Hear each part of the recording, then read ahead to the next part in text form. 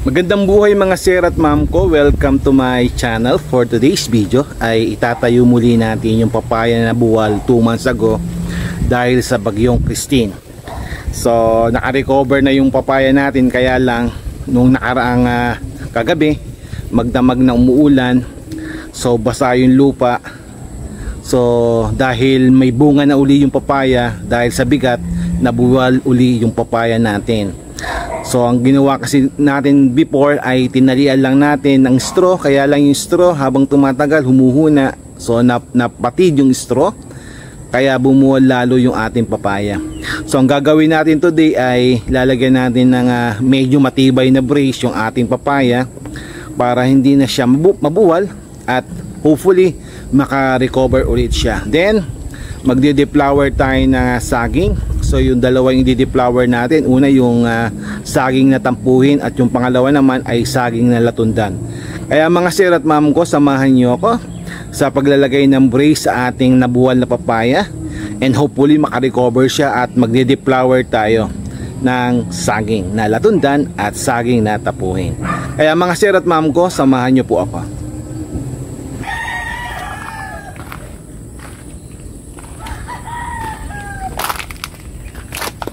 So ito yung papaya na nabuwal. Yan, dahil pa naman bunga.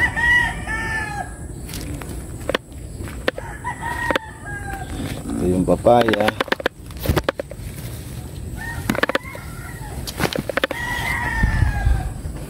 Ito yung papaya na nabuwal.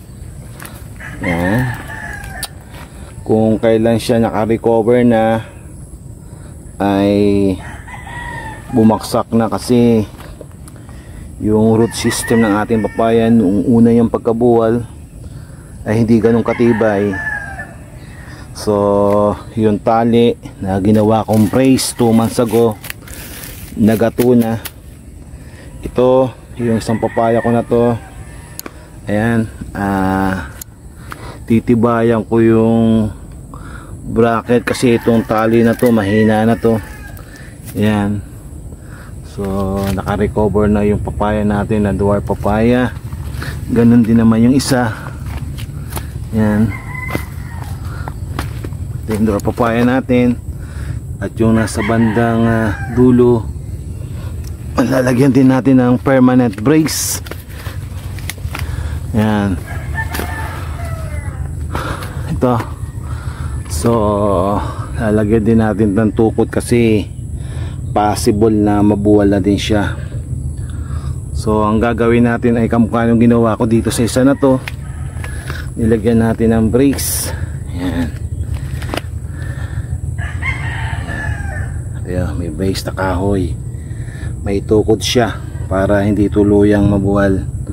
Kasi pagka lumalambot yung lupa, nabasa tulad ng nangyari dito, ito feeling ko bibigay din to. So malagyan ng brace.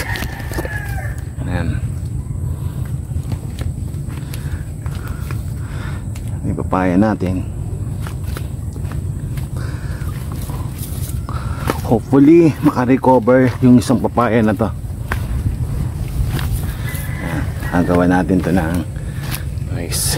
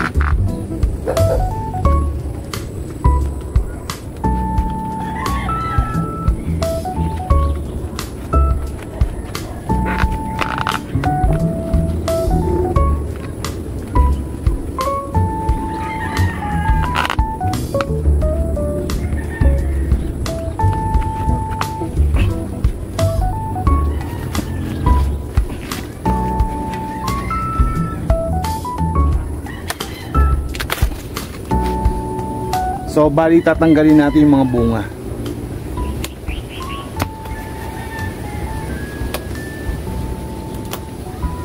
Kasi pag hindi natin to tinanggal, ang gagawin ng puno ng papaya natin, sa halip na mag-concentrate siya sa pagpapalaki na ugat, dito mapupunta yung energy niya para pagpapagulang, pagpapahinog ng ating mga papaya.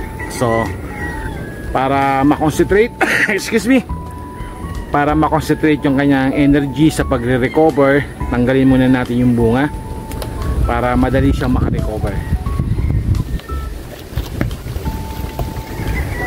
So nilagyan natin ng lumang tsinelas yung ating papaya, kasi pagka direkta na itatali natin dito sa katawan yung tali na to, possible na masaktan siya.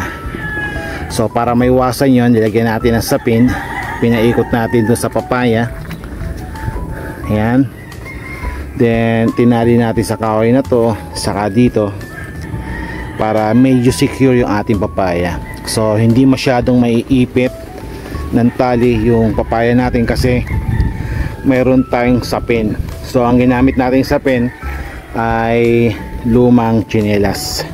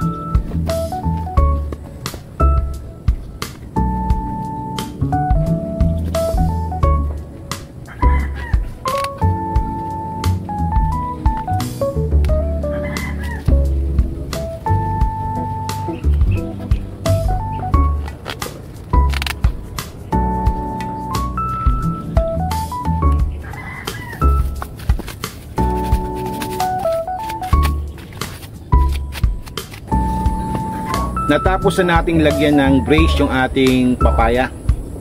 So nilagyan na natin yung mga papaya na maraming bunga at nakahilig na. So para maiwasan na mabuwal sila, nilagyan na natin ng brace.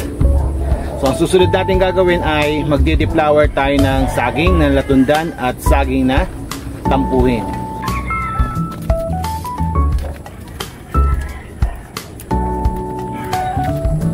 So ang reason kung bakit tayo nagde-deflower, una, para iwas insekto, hindi siya pamahaya ng insekto. Pangalawa, para less ang tama ng fungus. At the same time, para lumaki yung saging natin ng maayos. So yun yung reason kung bakit tayo nagde-deflower.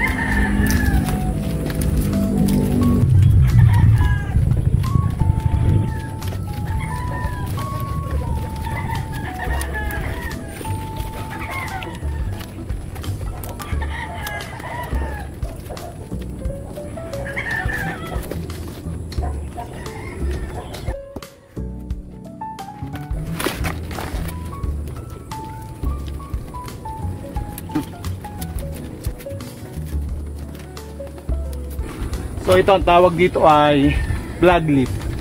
So iiwas natin dito sa puno, sa bunga, kasi pagka mahangin kikis-kis sa bunga natin, magkakaroon ng bruise o parang gas-gas. So para mas maganda yung saging natin, so iiwas natin yung ating flag leaf.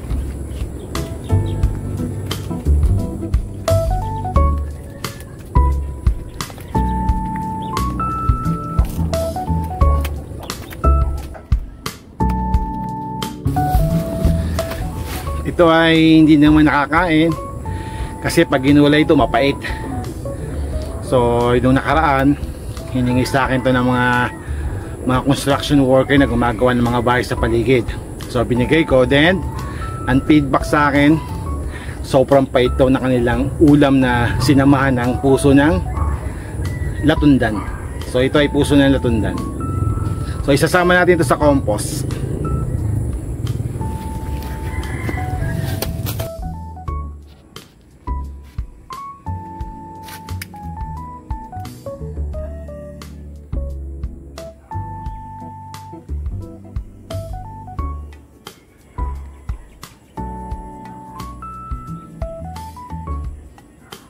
Ang reason kung bakit tayo nagde-deflower, una, tulad na sinabi ko kanina, para iwas bahaya ng insekto. Pangalawa, para less ang tama ng fungus. Pangatlo, para lalong mapabigat, mapalaki yung bunga ng ating saging.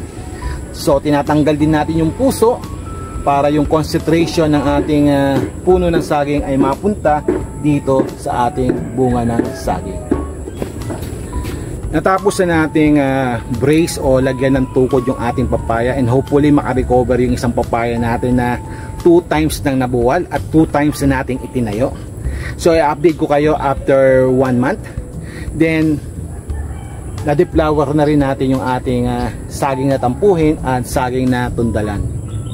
Kung may natutunan kayo mga boss, mga sir at ma'am ko, please like, share, and subscribe na rin para matulungan nyo naman ang aking channel at patuloy tayong gumawa ng mga video na tulad ito. Magandang buhay and God bless us all.